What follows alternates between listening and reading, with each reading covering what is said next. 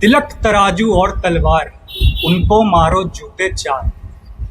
ये नारा तो आप सभी ने सुना होगा।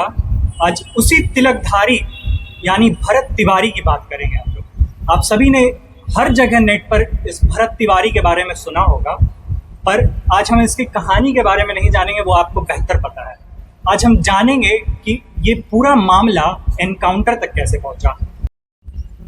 हमारे साथ आज मौजूद है बिहार के वॉइस यानी कि एक्टिवली बिहार के बारे में बात करने वाले धर्मराज सिंह कश्यप। आपका स्वागत है। जी।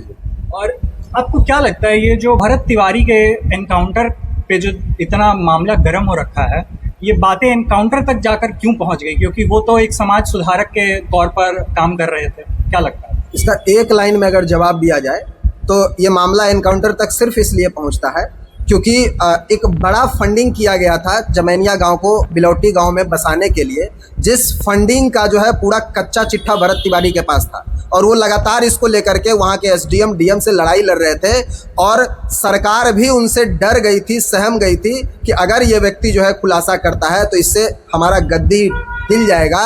इसलिए सरकार बेबस होकर के जो है भरत तिवारी का एनकाउंटर करवाती है और दूसरा कोई वजह नहीं। अच्छा, क्या आपको ये नहीं लगता है कि जिस ब्राह्मणवाद को इतना गाली दिया जाता है, तो इस तिवारी ने जो दलितों के आवाज़ को उठाने का काम कर दिया, उन दलितों को जो प्रॉब्लम्स उनके जमैनिया गांव में फेस कर रहा था, वो सारे प्रॉब्लम्स को उठा दिया। और इसके बाद से जो नरेटिव एक सेट होता है कि ब्राह्मण को दलितों से लड़वाओ, दलितों को उनके बारे में भड़काओ, ये नैरेटिव यहाँ तो सेट ही नहीं हो पाएगा क्योंकि एक तिवारी ये दलितों के बारे में, उनके हक के बारे में बात कर रहा है। तो क्या इसी वजह से उसका इनकाउंटर नहीं किया गया? नहीं, बिल्कुल नहीं। ये वो लोग हैं ना जो इस देश को जाति में, धर्म में, समाज में, लिंग में तोड़ना चाहते हैं, देश को बांटना चाहते हैं। मतलब कि इनका जो नैरेटिव सेट नहीं हो पा रहा था, उस नैरेटिव को अपने तरह से सेट करने के लिए इसका एनकाउंटर। बिल्कुल, ये अपना पर्सनल चेहरा चमकाने के लिए इस समाज को बांट रहे हैं जाति में, सिर्फ इसलिए ताकि भरत तिवारी को ब्राह्मण बता करके, ब्राह्मण का जनसंख्या इस देश में कम है इसलिए सिर्फ इस मुद्दे को दबा दिया जाए। लेकिन याद रखिएगा, भरत तिवारी जो है जाति और धर्म से ऊपर उठ करके सर्व समाज के लिए लड़ाई लड़ रहे थे। नहीं तो वहां के जा करके ग्रामीणों से आप पता कर सकते हैं। जैसा कि हम सभी ने कई सारा वीडियो देखा, वो अपने पीठ पर, आपको मैं स्क्रीन पर वो वीडियो भी दिखा दूंगा, हिंदू एकता का बात करते थे, सभी समाज की एकता का बात करते थे, अपने रोड पथ यात्रा पर निकलते थे जहां पर सभी के साथ मानते थे। और इसके बाद भी उनको क्या लगता है कि आपको कि वो पागल व्यक्ति हो सकते हैं? ऐसा चरित्र किसी पागल का होता है?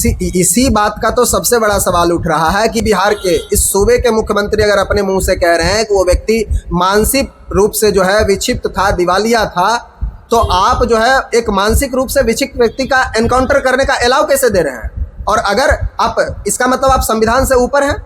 अगर संविधान से ऊपर हैं तो फिर जो है एनकाउंटर के बारे में भी आपको जानकारी होगा। एनकाउंटर का सीधा सा मतलब ये होता है कि किसी भी व्यक्ति को जो है वो मिनिमम डैमेज दिया जाए, जिससे वो लोगों को पकड़ करके उससे उसका केस आगे बढ़ाया जाए और उसको सही तरीके से जांच पड़ताल किया जाए। लेकिन यही सबसे बड़ा मामला है कि वहाँ के ग्रामीणों का जो शुरुआती दौर से कहना था कि भरत तिवारी को 5 गोली लगा, 3 गोली जो है उसको उसी समय भरत तिवारी जी को मारा गया था। उसके बाद उनको जबरदस्ती बंदूक के दम पे जो है मार के गिराया गया, उसके बाद उनको उठा के गाड़ी में रखा जाता है। यही तो सबसे बड़ा सवाल खड़ा हो रहा है इस पुलिस पे कि वो 2 गोली कहाँ पे मारा गया, क्योंकि अभी जो रिपोर्ट आया है पोस्टमार्टम का, उसमें सत्यता के साथ ये प्रमाणित हुआ है कि भरत तिवारी को 5 गोली लगा है। सरकार को जवाब देना पड़ेगा कि वो 2 गोली आखिर कहाँ पे लगा। एक मुद्दा उठता है कि भरत तिवारी, जब ये भरत तिवारी अपने गांव के लिए बंदूक उठाया, मतलब अपने सत्य दिखाने के लिए बंदूक उठाया। हम इस बंदूक उठाने का समर्थन नहीं करते हैं, किसी को भी बंदूक उठाकर जवाब नहीं देना चाहिए, पर अगर वो बंदूक उठाया तो उसे किन परिस्थितियों में बंदूक उठाना पड़ गया सिस्टम के सामने? एक बात समझ जाइए ना कि जब लोकतंत्र में जो राजा है वो जो है अगर प्रजा के साथ दुर्व्यवहार करेगा या लोकतंत्र का राजा अगर तानाशाही हो जाएगा तो प्रजा जो है उसके खिलाफ जो है अपने आवाज़ को मजबूत करने के लिए क्रांति का तो शुरुआत करेगा, क्योंकि ये देश लोकतांत्रिक है। यहाँ पे जो सरकार है उसको जनता के द्वारा चुना जाता है और अगर आप उसी जनता के मुद्दों को ठुकरा दीजिएगा तो जनता में आक्रोश तो आ ही जाएगा। तो ये व्यवस्था मजबूर था इस सिस्टम के खिलाफ लड़ाई लड़ने के लिए। हालांकि हम फिर भी उस बंदूक उठाने के चीज़ों को प्रमाणित नहीं करते हैं, उचित नहीं ठहराते हैं, लेकिन ऐसा हुआ ही क्यों? सबसे बड़ा सवाल ये है कि उसको इस तरह के इस कंडीशन में उसे लाया क्यों गया, उसका बात क्यों नहीं सुना गया जब वो मुंह से बोला करता था।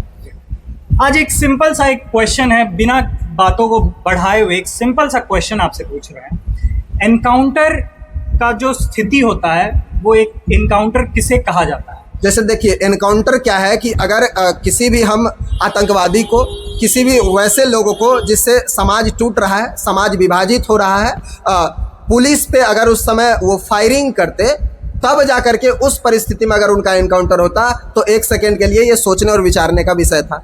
लेकिन जो फेसबुक लाइव से साफ साफ पता चल रहा है कि एनकाउंटर उनको पुलिस के द्वारा जब गोली मारा गया उससे कुछ मिनट पहले जो है वो अपना बंदूक पुलिस के सामने फेंक देते हैं, उसके बाद वो सरेंडर कर देते हैं। तो जब कोई एक व्यक्ति सरेंडर कर दिया है, जिसके ऊपर पास्ट में कोई आपराधिक मुकदमा नहीं दर्ज है, किसी प्रकार का कोई एफआईआर दर्ज नहीं है, उसको आप सलाखों के पीछे ले जा सकते थे। आप तय करने वाला कौन होते हैं कि किस व्यक्ति का एनकाउंटर किया जाएगा?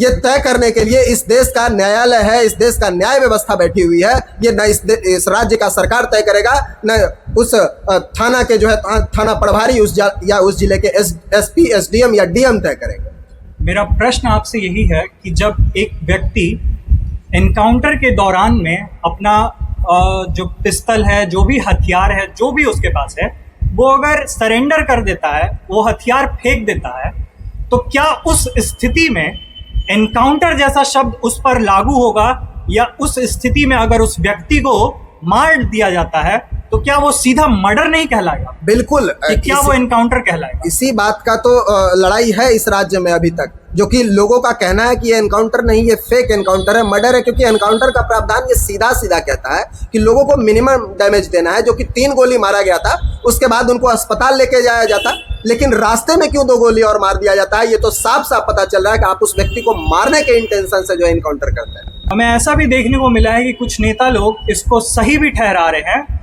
इसके बारे में आप क्या कहना चाहेंगे? जैसे कि जीतन राम मांझी जी हो गए, नागमणि कुशवाहा जी हो गए, जो बिहार में पहले मुख्यमंत्री रह चुके हैं, क्या कहना चाहिए? जी बिल्कुल, इससे शर्मसार करने वाला बात ही नहीं हो सकता है कि जीतन राम मांझी जैसा व्यक्ति जो कि इस सूबे का मुख्यमंत्री रह चुके हैं, वो जो है अपने आम जनता के लिए इस तरह का शब्द का इस्तेमाल करते हैं। उनके लिए कहावत बड़ा परफेक्ट बैठता है कि चलनी दूसरे सूप के जकरा में अपने 72 गो छेद है।